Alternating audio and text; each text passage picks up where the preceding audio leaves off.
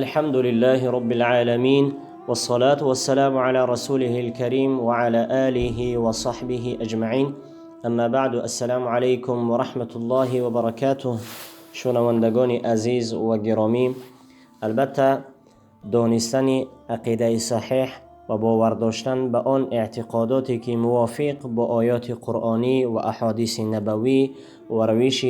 اهل سنت و الجماعت هست، انسان را از تمام ضلالت و گمراهی نجات می دهد و همچنین یکی از بهترین عملها نزد خدا و پیامبر دانسته شده است. همین است که از پیغمبر صلی الله علیه و سلم پرسیدند که کدام نوع عبادت بهتر و خوبتر هست و افضلتر هست. پیامبر صلی الله علیه و سلم گفتند که ایمان به الله و ایمان به رسول او. در این حدیث زیبا پیامبر صلی الله علیه و سلم برای ما و شما تعلیم می دهد که ایمان به الله و پیامبر او یکی از بهترین عملها دانسته شده است و علم عقیده نیز در برگیرنده ایمان به الله و در برگیرنده ایمان به پیامبر او و روز قیامت می باشد. و علم توحید از آن جهت بهترین عملها دانسته شده است که در باب ذات الله سبحانه و تعالی و در باب صفات او الله سبحانه و تعالی بحث میکند و در باب آن بحث میکند که چه چیزها را نسبت الله سبحانه و تعالی اعتقاد داشتن ممکن است و ضروری هست و چه چیزها را نسبت الله سبحانه و تعالی اعتقاد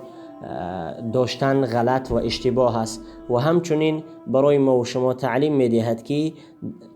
چه چیزها را نسبت پیامبران او اعتقاد داشتن درست و صحیح است و چه چیزها را نسبت آنها باید اعتقاد نداشته باشیم. و علم عقیده ثمره و فایدهش این است که انسان را به سعادت دنیا و آخرت میرساند، زیرا اینکه علم عقیده اصل است و اگر اصل فاسد باشد دیگر عملها نزد الله سبحانه و تعالی موردی قبول نخواهند بود. و همین است که الله سبحانه و تعالی در کلام منزه خود می فرماید: استعیذ بالله و ما خلقت الجن والانس الا لیعبدون. و من نیافریدم انس و جن را مگر اینکه مرا بشناسد. الا لیعبدون، علما در تفسیر آن میگویند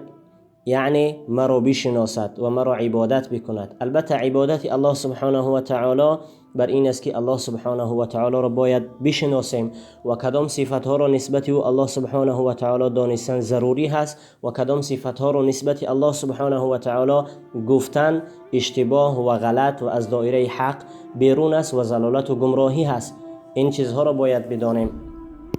و همین است که امام غزالی رحمت الله علیه می‌فرماید که عبادت مورد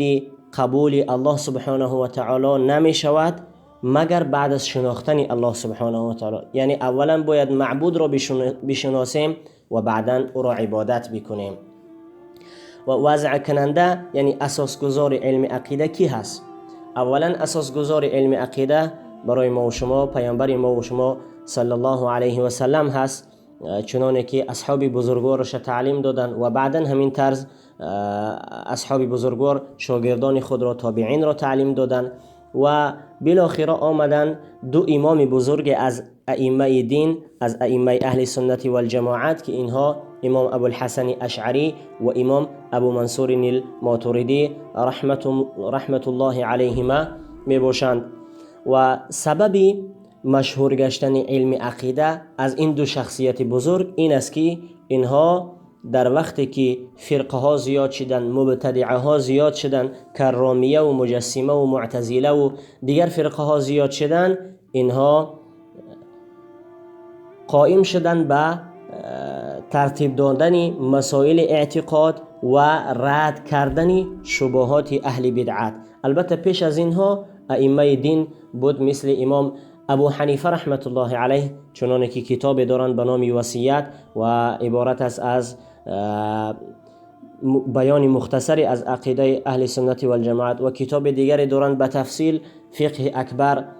که در آن مسائل اعتقادی را ذکر کردن. و پس از اینها امام ابو جعفر الطحاوی رحمت الله علیه که عقیده طحاوی مشهور است نزد اهل سنت و الجماعت، در اون مسائل اعتقادی را ذکر کردند. و پس از اینها چنانه که گفتیم امام ابو الحسن اشعری و امام ابو منصور الماتوریدی